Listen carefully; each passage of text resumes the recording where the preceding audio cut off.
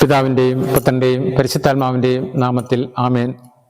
ദിവ്യഗാനീശയിൽ ഏറ്റവും സ്നേഹമുള്ളവരെ, ദിവ്യഗാനത്തെക്കുറിച്ച് ലേനോട്സിലെ സിറനയൂസ് ഇപ്രകാരമാണ് പറയുക: ദിവ്യകാരുണ്യം സ്വർഗത്തിൻ്റെയും ഭൂമിയുടെയും യാഥാർത്ഥ്യങ്ങൾ ഉൾക്കൊള്ളുന്നത് പോലെ അത് സ്വീകരിക്കുന്ന വ്യക്തിയും സ്വർഗീയരായി മാറുന്നു എന്ന് പറഞ്ഞാൽ നമുക്ക് സ്വർഗത്തിൻ്റെ രഹസ്യങ്ങൾ വെളിപ്പെടുത്തി കിട്ടും.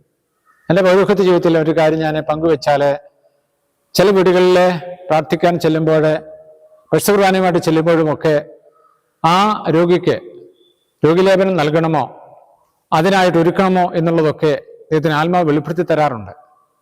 പിന്നീട് എനിക്കത് യാഥാർത്ഥ്യവും സത്യവുമാണെന്നുള്ള ബോധ്യവും ലഭിച്ചിട്ടുണ്ട്.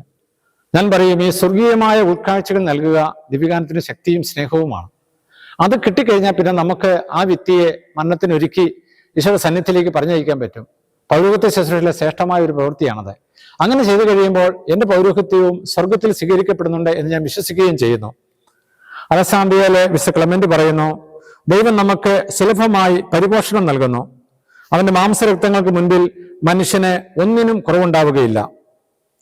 വിശുദ്ധ മദർ തെരേസ പറയുന്നു, എൻ്റെ കരങ്ങളിൽ ചെറു ഓസ്തി എടുത്ത് ഞാൻ ചിന്തിക്കും, വലിയ കാര്യങ്ങൾ ചെയ്യാനല്ല, അവനെ പോലെ ചെറിയ കാര്യങ്ങൾ വലിയ സ്നേഹത്തോടെ ചെയ്യാനാണ്. ഞാനും പറയും, പൗരോഹിത്യത്തില് എനിക്ക് ഒത്തിരി വലിയ കാര്യങ്ങൾ ചെയ്യാനാവില്ല, പക്ഷെ എനിക്ക് ദൈവത്തിന് വേണ്ടി ചെറിയ കാര്യങ്ങൾ വലിയതായി ചെയ്യാൻ പറ്റും.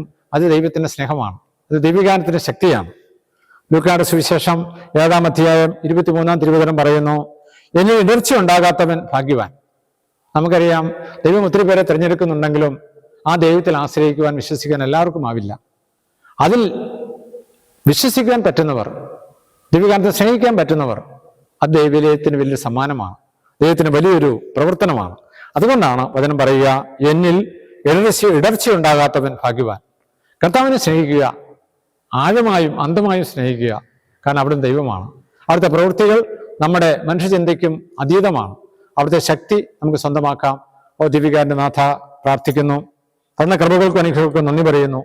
ഞങ്ങളുടെ കൂടെ വസിക്കണമേ, ഞങ്ങളെ വിശുദ്ധീകരിക്കണമേ, ആവശ്യമായതെല്ലാം തരണമേ, സ്വർഗീയമായ ഉൾക്കാഴ്ചകൾ തരണമേ, ഓരോ കുടുംബത്തിനും നൽകണമേ, ഓരോ വ്യക്തികൾക്കും നൽകണമേ. പൗരോഹിത്യത്തെ ഉയർത്തി മഹത്വപ്പെടുത്തണമേ. നിങ്ങളുടെ നാമം മഹത്വം സ്വീകരിക്കട്ടെ. അങ്ങയുടെ വചനം അത് ഞങ്ങൾ കൃപയാകട്ടെ. ആ വചനം ജീവനാകട്ടെ, ശക്തിയാകട്ടെ. ഈ സമയം ദാഹിക്കുന്ന, ആഗ്രഹിക്കുന്ന എല്ലാ മക്കളിലേക്കും അവരുടെ അവസ്ഥകളിലേക്ക് കൃപകൾ ദിവ്യഗാനം അങ്ങ് ചൊരിയണമേ, അനുഗ്രഹിക്കണമേ. നമ്മുടെ കർത്താവ് ശിമിശിഹായുടെ കൃപയും പിതാവായ ദൈവത്തിന്റെ സ്നേഹവും പരിശുദ്ധാത്മാവിന്റെ സംസർഗം നാം എല്ലാവരും കൂടി ഉണ്ടായിരിക്കട്ടെ, ഇപ്പോഴും എപ്പോഴും എന്നേക്കും. ആമേൻ.